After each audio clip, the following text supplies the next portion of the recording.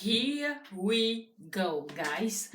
The last time I made a video, it's been, oh my god, 4 weeks. The last video I uploaded was on May 10th. Oh my god. I apologize, guys. It's not I didn't want to make a video. It's just so much is going on. And I wanted to have the time where I can just sit down, relax, and update you guys. I didn't want to come here rumbling about things that are not really important. And here I am today. And I have so much to update you. I don't even know where to start. I have good news, I have not so good news. And what I think I'll do, I make this video talking about the result of my ultrasound. I had the result, and also I'll make another video or two to talk about fostering and adoption. We had a meeting, we had two meetings actually. Things are progressing very, very fast with fostering, and I would like to let you guys know what's going on. So stay tuned, don't go anywhere, grab your coffee, get yourself ready to watch my updates. So this video, I will talk to you about me, what's going on with me and my fibroids. Jesus, those fibroids, they can have a whole postal code for themselves. So 2 weeks ago, I had my period and I was bleeding. Ladies, I was bleeding like I have never bled before. I didn't have a period for 6 weeks. I think I talked about that before. And then I started to spot. I started spotting on March 20th or 28th, and I bled for 36 days. I was exhausted, I was tired, I was frustrated, I was angry, you name it, I was it. So I went to my doctor and she sent me to have an ultrasound, and that ultrasound's result is in right now. 2 weeks ago, I woke up. It was on my third cycle day, and I was bleeding. I was passing so much blood clots, and at a certain point, it was a Sunday, I started having contraction, and I was in a lot of pain. So what we did, we called 811. You can do that in in this province, where you call 811 and you'll talk to a nurse. So they will tell you if they think, well, it's not too bad, you can wait to go see a doctor, or this is an emergency, you have to go see a doctor. Because when you go to the emergency rooms, whether it's in Canada, whether it's in the States, the same thing, you can spend hours waiting. So she told me that it is necessary that I had to go to the hospital because I had contraction pains every 7-10 minutes.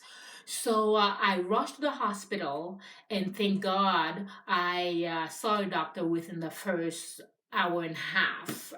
You have to be half dying for a doctor to see you within an hour. So I was there very, very quickly, in and out, and I saw that emergency doctor. So he had the result of my ultrasound. That was the first time I was able to hear about the result of my ultrasound. So he examined me and he told me that I had fibroids. Wait a minute. I don't just have fibroids. I have everything you can imagine. I have a polyp on my cervix. I have 3 cysts on my right ovaries, and I have a submucosal fibroids, meaning a fibroid that is growing inside of my uterus. And I have other fibroids growing everywhere. I mean, hello? So anyway, I was, what? Where? I was so upset when I learned that I had a submucosal fibroid. remember, I was seeing a gynecologist for the past year to try to conceive, and he told me that I didn't have any problem to conceive because I had an hysterosalpingogram, an HSG, where it showed that my tubes were not blocked. So therefore, he said to me that I didn't have a problem to conceive. And I've been blaming myself more than I've been blaming that doctor because I know better. But because I was so into trying to conceive, I mean, I was so happy to find out my tubes were not blocked, so I didn't want to know anything.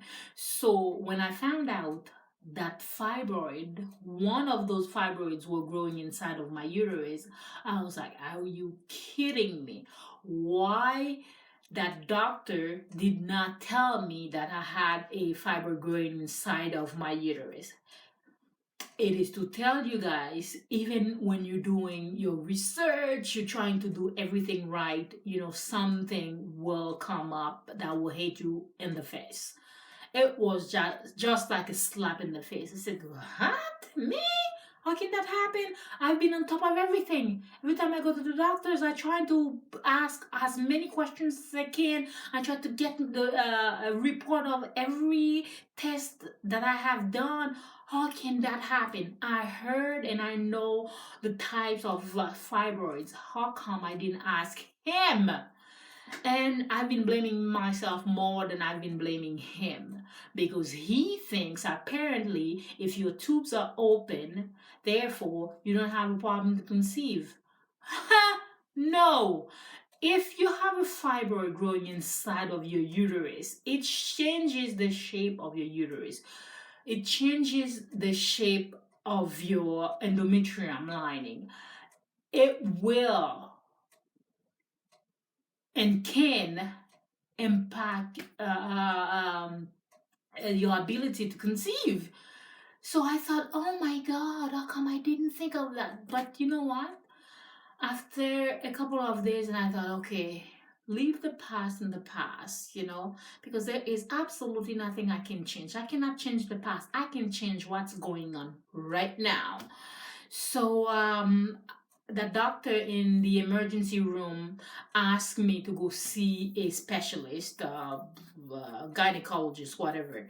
And I am now waiting 6 to 8 weeks to go see that specialist to have them removed if I choose to. Hello? If I choose to? Of course I want them out of my life. I mean, I've been bleeding, spotting, and unable to conceive. Well, I'm gonna blame it on the fibroids, not my age. It's all the fibroids' fault. So I want them out of my life. I want them 100 miles away from me. And I know it is invasive surgeries, but you know what? I do not care. I want them away. I want them far, far away from me. I don't want to be bleeding for 36 days. I don't want to be having contraction pains. I don't want to have so much pain. And even weight, I'm going to blame it on it too. Look at me. I mean, I have gained at least 26 pounds over the past year. And I am trying the best I can to be active. I exercise 5 days a week. And guys, look at me. I am huge. I am just growing like this. So it's all under fibroids. So I am here waiting to hear from the gynecologist office. I called them and I told them that I had a referral to the doctor and when can I see her, and they told me I have to wait at least 6 to 8 weeks. And a few days later, I went to see my family doctor, and she told me not to worry about it because it's great, because some people are waiting a whole year to see a specialist. So if they told me 6 to 8 weeks, they told me 6 to 8 weeks because I was at the emergency. The emergency doctor referred me to them. But if my family doctor referred me, it wouldn't be an emergency. So I would have to wait at least a year. So this girl is happy and I'm waiting. I'm not making any fuss. I will call them again to see where they at, but I'm happy. It's been already 2 weeks, so maybe 4 to 6 weeks now. So this is where I'm at, guys. Frustrated, angry, and maybe a little happy because now I know maybe it could be the reason why I couldn't conceive. Maybe I did fertilize an egg. It couldn't implant because all the research that I have done, they say when you have a submucosal fibroid, it changes the environment. It changes your everything in your reproductive system when it comes to your uterus. So it will make implantation very, very difficult. So I had to talk to my husband, and we said, when I have the surgery, not if, when I have the surgery, I will wait as many weeks the doctor asked me to. It could be 12 weeks, it could be 6 months. So after that, we will start again trying naturally for 6 months to a year to see if it was because of a fibroid we couldn't get pregnant. So this is the good news to me. So anyway, it is 11 minutes and I am still chatting, and I have at least 2 more videos to talk about. I have a video I'm gonna make about fostering and adoption because I had a couple of meetings already. Yeah, I already had a couple of meetings with our what do you call them, social workers. We already been assigned, so I will keep you posted. Don't go anywhere, wait for those videos to come. Thank you for watching, guys, and I apologize for not being able to update you, and go watch the other videos. Bye.